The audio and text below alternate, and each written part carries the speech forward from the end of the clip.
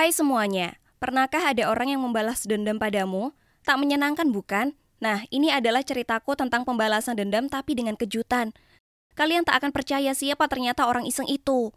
Oh, biar ku perkenalkan diri. Aku Audrey dan aku 24 tahun. Mengatakan kalau kehidupanku tak bahagia masih kurang tepat. Pertama, ayahku mencampakkan ibuku untuk wanita lain.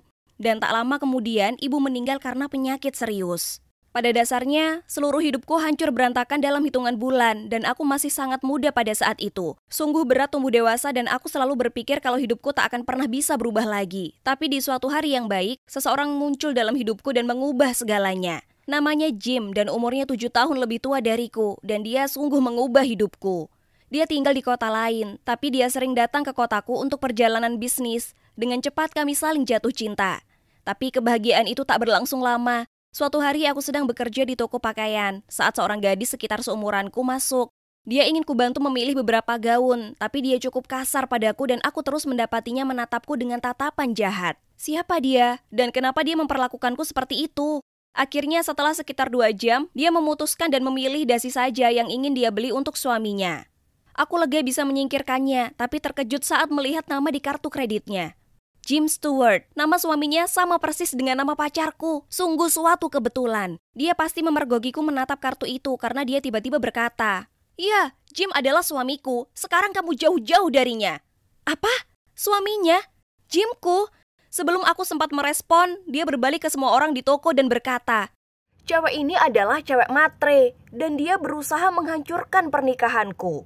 Aku sangat terkejut. Ku coba jelaskan kalau itu tak benar, tapi dia tak mau mendengarku. Dia hanya bergegas keluar dan aku ditinggalkan berdiri di sana mendengar orang-orang berbisik tentangku. Itu adalah momen paling memalukan dalam hidupku. Aku langsung lari ke ruang karyawan dan menelpon Jim. Aku sangat berharap kalau itu suatu kesalahpahaman besar. Tapi aku tahu dari nada bicara Jim kalau itu kebenarannya. Dia bilang dia sudah bohong padaku dan bahwa sebenarnya dia tinggal di kota yang sama. Dia hanya mengarang perihal perjalanan bisnis sehingga dia tak harus sering bertemu denganku. Tapi kemudian dia berkata, "Audrey, jujur aku mencintaimu. Dan aku serius tentang hubungan kita." Tunggu dulu, apa ini sungguhan? Ini konyol, aku sangat jijik padanya. Bagaimana bisa dia mempermalukanku seperti itu? Ku tutup teleponnya dan merasa sedih. Itu mengingatkan lagi kenangan mengerikan tentang wanita yang mencuri ayahku dari ibuku. Aku tak mau menjadi wanita itu. Keesokan harinya aku pindah keluar dari rumah yang disewa Jim untukku. Aku tak mau berhubungan dengan pecundang itu lagi. Tapi hidup bekerja dengan cara yang misterius. Hari di mana aku pindah ke rumah baruku, kulihat istri Jim dan kalian tak akan mempercayainya. Sepertinya dia juga baru saja pindah ke sebelah rumah. Apa ini semacam lelucon? Segera setelah dia melihatku, dia nyengir dan berkata, "Wah, kebetulan sekali. Hai tetangga, aku Linda."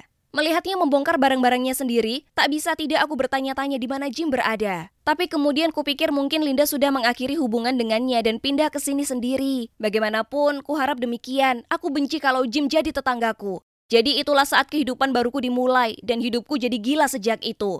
Sejak minggu pertama hidup di sana, Linda mulai mengerjaiku. Semua bermula dari dia membuang sampah ke halamanku. Aku bahkan memergoki dia melakukannya. Dan dia hanya nyengir dan berkata, "Ups, tanganku terselip." Kemudian dia berlalu pergi sambil tertawa. Itu membuatku emosi. Dan itu hanyalah permulaan. Di suatu akhir pekan seorang kurir muncul di teras rumahku dengan 10 pizza ekstra besar.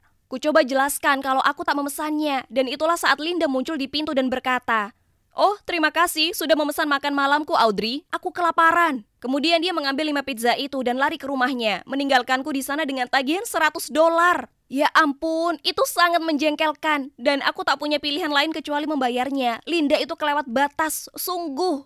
Meskipun kejahilannya membuatku kesal, aku juga merasa kasihan padanya. Aku tahu rasanya bagaimana orang yang kamu cintai dicuri darimu. Dia pasti sangat membenciku karena hancurkan pernikahannya, meskipun itu bukanlah salahku.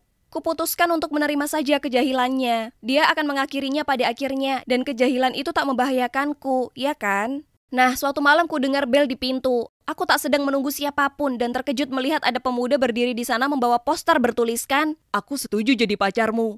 Keluarlah denganku." Aku benar-benar bingung dan memberitahunya kalau dia salah rumah, tapi kemudian dia tunjukkan padaku alamat di baliknya. Itu alamatku. Apa-apaan ini? Ku bilang padanya aku tak tertarik, tapi dia berusaha meraih tanganku dan berkata, "Ayolah, jangan malu-malu." Ku bilang padanya jika dia tidak tinggalkan aku sendiri, aku akan menelpon polisi. Untungnya dia melarikan diri. Tak perlu ditanya, aku tahu pasti kalau itu lelucon Linda, tapi kali ini dia bertindak terlalu jauh. Kuputuskan untuk pergi dan bicara dengannya, sekali dan untuk selamanya. Saat aku berjalan ke rumahnya, kulihat seseorang yang tak asing di seberang jalan. Aku tak percaya, itu adalah ayahku.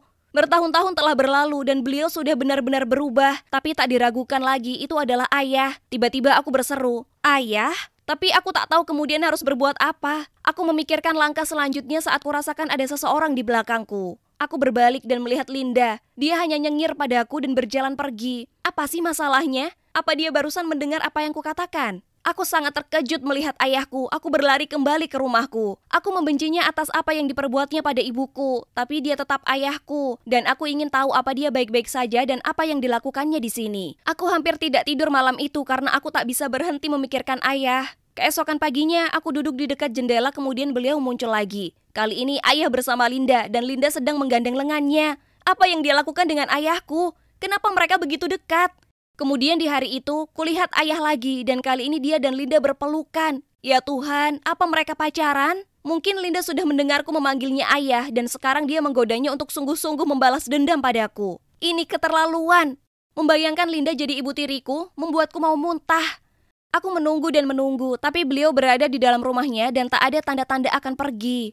Akhirnya ayah pergi dan segera saat beliau berada di dalam mobil, aku lari ke rumah Linda. Aku gemetaran saat ku ketuk pintu, dan saat Linda membukanya, aku mengatakan, "Kamu sungguh keterlaluan. Bisakah kamu berhenti membalas dendam?" Linda terlihat kebingungan dan berkata, "Kamu ini ngomongin apa sih?" Linda sepertinya masih belum mengerti, dan aku hendak menjelaskan saat ku dengar langkah kaki. Aku berpaling dan ayahku ada di sana. Dia berkata, "Ada apa, Linda? Kenapa kamu bertengkar dengan orang asing ini?" "Hah? Orang asing? Apa dia tak mengenaliku?" Kemudian Linda menyela dan berkata, "Tak apa, ayah. Kami hanya salah paham saja di sini." "Apa? Ayah? Apa dia benar ayahmu? Sungguh?" Aku terbata-bata. "Iya, kenapa? Apa masalahnya?" Dia berkata, "Linda, kau tak perlu bohong padaku. Aku tahu kau mengencani ayahku untuk balas dendam padaku." Aku melanjutkan, "Wah, tunggu dulu. Apa maksudmu ayahmu?" Linda tertegun. Saat itu ayahku tampak bingung juga dan berjalan padaku dan bertanya apa dia boleh melihat tanganku. Setelah melihat tanda lahirku, dia mulai menangis dan memelukku. "Audrey, ini kamu. Ini betul kamu." Aku tak tahu bagaimana merespon, jadi aku hanya biarkannya memelukku. Sudah lama sekali sejak ada orang yang memelukku seperti ini. Sejak ibuku meninggal, aku berusaha kuat dan tetap tegar, tapi tiba-tiba aku tak bisa menahannya lagi. Aku menangis dalam pelukannya.